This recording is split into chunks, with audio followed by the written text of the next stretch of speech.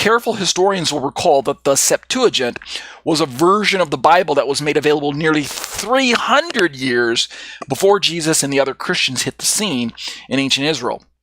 300 years. It's pretty old. So let's take a look at the Septuagint. Now, what I've got pulled up here is a website known as greekdoc.com, and it contains a copy of the Greek of two versions of the Septuagint, two different manuscript families that the Septuagint can be obtained in, the Alexandrinus version and the Vaticanus version. But both of them are pretty old. And let's look at the Greek. Let's just highlight that part. Out of this first one on the left is the Alexandrinus translation or version. It is a translation. It's a translation from the Masoretic into Greek. It says, Kai eipen theos, poiesomen anthropon kat ekana hemateron kai kath homoiosen. All right. Reference-wise, over on the right side of the page, we have the Vaticanus version of the Septuagint, and it says kai eipe. Notice there's a slight difference. It's missing one letter, but in the Greek, but not a serious change. Kai eipe ha theos poiesomen anthropon kat ekana hemateron kai kath homoiosen. All right, so there's not too much difference between the two different translations. Now, one of the English translations from the Alexandrinus text says, and God said, let us make man according to our image and according to likeness. Notice the Septuagint Greek drops the our in the word likeness that we had in the original English translation from, like, say, the KJV. Got the word our up there. Okay, but if we look at, again, if we look at the Vaticanus version of the English translation, which is Britain's, I believe, and God said, let us make man according to our image and according to likeness. Again, it drops the our. So don't understand all the technicalities of how Greek works, but and a lot of it's Greek to me. But follow along with me. Don't lose me yet. We're looking at this phrase, let us make man in our image after likeness. God said this. Who's he talking to? Who's he talking to? First, we're just going through the technicalities. If you want to skip past this part in the video, I'm fine with that. If you want to jump right all the way to my conclusion, I'm fine with that as well. But for those of you who are really serious Bible students, just hear me out. Bear with me. Now, just for grins, we've looked at the Hebrew, we've looked at the Greek. Why not take a peek at one of the ancient Aramaic paraphrastic translations, a paraphrase, from the original Hebrew?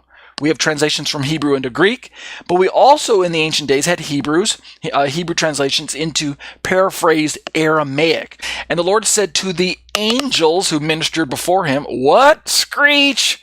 Bring your car to a halt, right? Hit the brakes. And the Lord said to the angels, oh, wait a minute.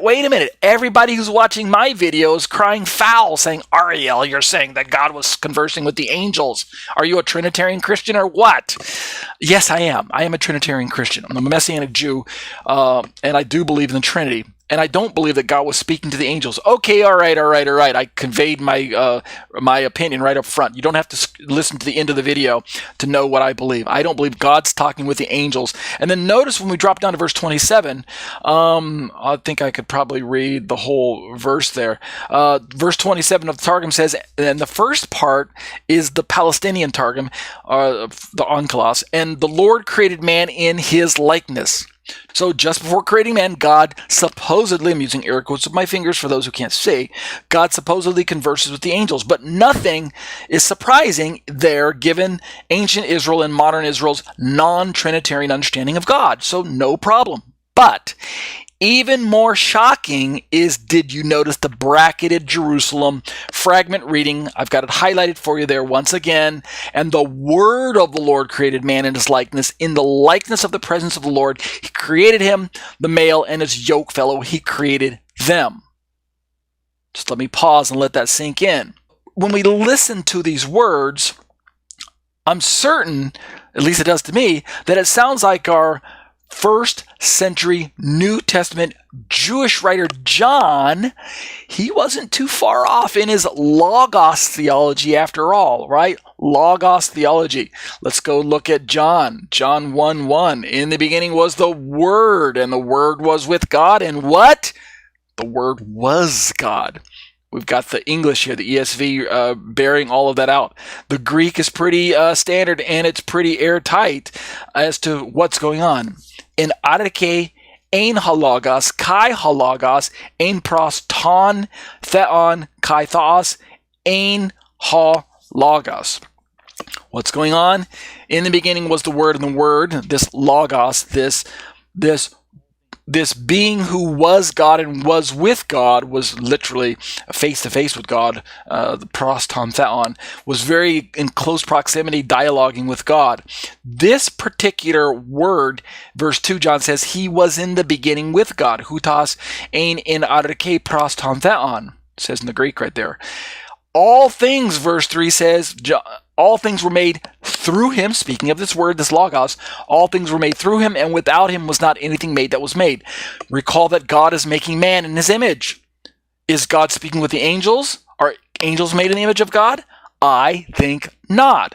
It's a possibility that he was conversing with them, but it's not a probability. It's a possibility, but not a probability. So, all things were made through him seems to be airtight argument that God must have been conversing with the Logos, the second person of the Godhead, the second person of the Trinity, the Word of the Lord, just like just like the Targum said, and the Word of the Lord created man in his likeness. The Word of the Lord is this second person of God that is conversing with God, and indeed that John confesses that all things were made through him. Right. We're talking about Genesis 1:26. God said, let us make man in our image after our likeness. All right, now that we've established what the original text says in regards to Genesis 1:26, we can likewise comfortably accept that nearly every single translation from the original language is fairly accurate. Let us make man in our image after our likeness. So many people get up in arms when they learn that Judaism teaches that God consulted with the angels. As I demonstrated in the previous verse, Rashi goes on to teach that God alone does the creating. So within the overall context of my previous video, the one that you can see on my screen right now, this possibility of God, the exclusive creator, and the angels, his onlooking heavenly hosts, chatting, quote unquote, with one another about the various things that God is making during creation week. Understand what I'm saying there? It shouldn't really fall into the category of heresy, right? At least I don't see it's heretical to have God talk with angels, but then God doing the creation himself. Nothing heretical about that.